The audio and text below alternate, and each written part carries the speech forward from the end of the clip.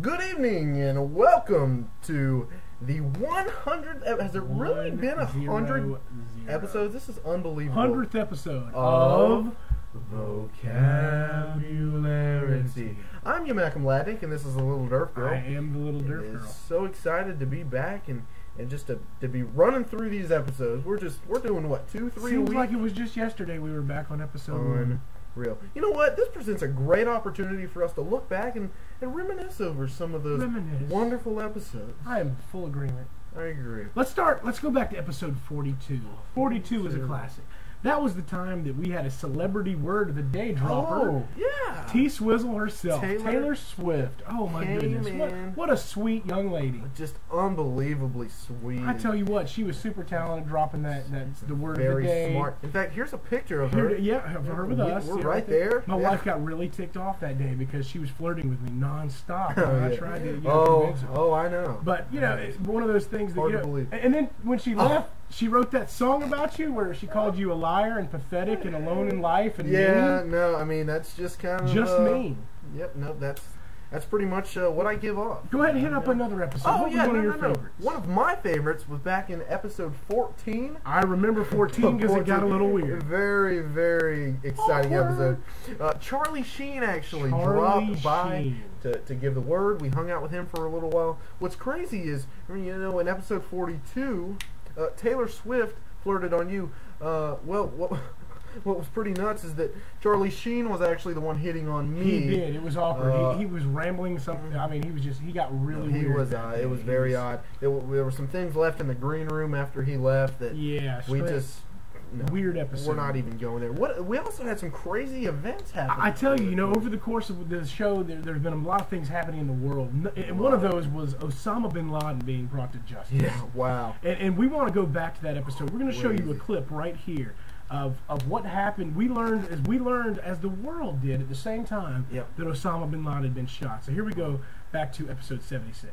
So I was sitting there at the sink with my toothbrush the other night, and some of the bristles fell out. I was like, "What's Soft up?" Toothbrushes are so much better. Unbelievable. Soft brushes are superior. Yeah, no, I completely agree. Wait. Hold on, I'm getting word in my headphones. Osama bin Laden has been shot. I repeat, Osama bin Laden has been killed. So, no, well, seriously, I did try these new Crest. Came out with no, you don't need to go with Crest. No. You need to be going with something like some man. That was an intense moment as we learned that brings tears to my eyes. Listen, I cannot believe. I mean, we were so excited there on the set. Even I know you could sense the unreal the reporting, the journalism integrity that happened. It was a very brief moment of unprofessionalism on our part with all the tears and the. Well, let's move on to an episode that you choose. Okay. Probably my favorite was actually the episode, I guess it was, 73, I believe? Oh, my. We were actually filming I remember this one. On location from the royal wedding. That's right. The royal wedding. And, well, we'd flown out there. We'd had a word planned and everything. We knew what we were going to do. We had all of our sets and cues in order. And next thing you know, we see Prince William in his beautiful, brightly colored ascot. And that became the word of the day, which ignited a firestorm of controversy from the FCC. We were on CNN, we were on FNN. All those crazy episodes. Oh, man. But hey, nuts. You live and you learn. Yes, you do. And we should not have done that work. But hey, we bounced back. That's right. So, anyway, moving on. It's fun to reminisce and look back, but we've got a word that we owe this word due time. So let's get to it. Exactly. We wouldn't want to have a vocabulary without educating you on how to properly use new meanings, new uses for typical words, places you wouldn't think to use them. So, without further ado, in honor of the fact that I have lost or stolen, maybe somebody stole. You know what? I believe that probably did happen. My typical sunglasses that I would normally be wearing, that have become such an icon of who I am. Such an icon of the Little Derf Girl. It's gone. The Little Derf. But now I've got my aviators. And so based upon that and a recommendation from a loyal fan, today's word will be aviator.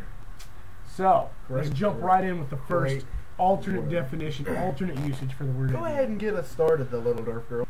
So, Alternate definition 1 for the word aviator.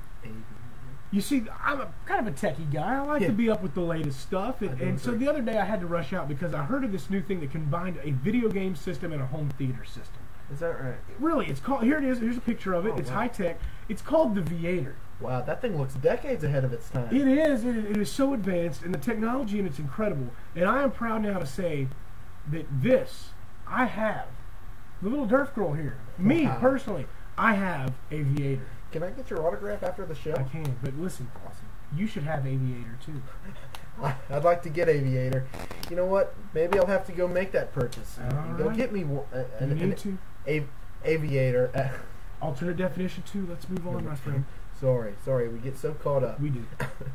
You know, if you look back in Genesis, now you are the Bible scholar, the little Durf girl. I believe you will find that our good friend Abraham, not our real friend in real life, we'll get to that later, but Abraham was from the city of Ur. Yes. Yeah. Wasn't there a trip planned to Ur that we were a part of? We did. We actually did get to go tour the city of Ur. Here's a picture of it. Right there. It's highly industrialized and that's what it looks like today. Commercialized since Abraham's day, but we took a trip there, and it was actually a crazy flight, a lot of turbulence on the way. And what was really crazy, what was really scary, was that about 19/20ths of the way through the flight, our captain of our aircraft passed out. Cold. Passed out like a light. Just almost like Charlie Sheen back in episode 14. Exactly. Cold. That bad. So, guess what ended up happening?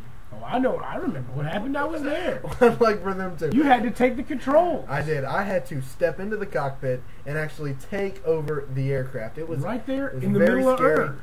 You saw those big pictures. Not big pictures. You saw those big buildings. Here's that shot again. I actually had to aviate those giant buildings as we tried to safely land the aircraft. So what ended up happening essentially was that I had to aviate Ur. I had to aviate the city of Ur. I had to aviate Ur. You did that very brilliantly. Well, nobody can aviate Ur like you. Well, I did go to Shellen. Shellen, whatever his name is. The guy who landed on the Hudson River. Yeah, Schellenberger, I believe. I actually went to his flight school back in the 7th grade. Wow, so you were able to land. My mom paid for me to go. Man, get him. All right, so moving on. Last and final definition, alternate definition, a new usage for the word aviator.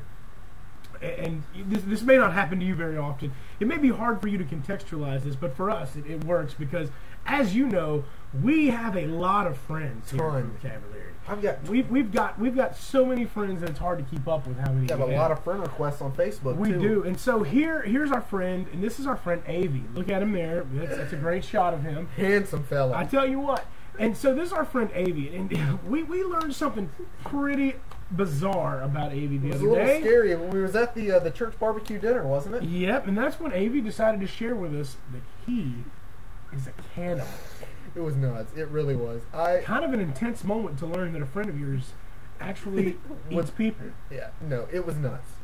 So the whole idea, then we started talking because he hangs out with one of our other friends. You might remember from our denominational special, another past episode. Our friend Penta here.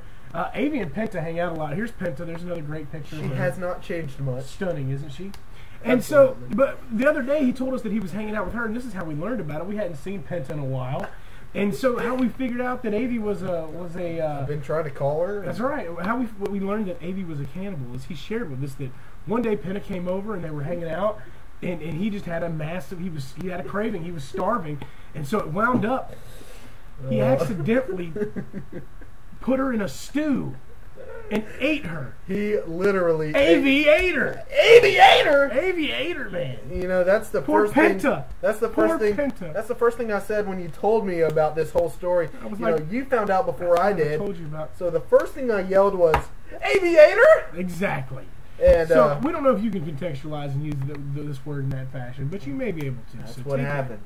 You know what? This has been another great episode. 100 episodes strong. 100 episodes. Can't wait to see what's in store for the future. Thank you so much for tuning in. Look forward to seeing you on our next episode. Keep it locked and loaded right here to Vocabularity.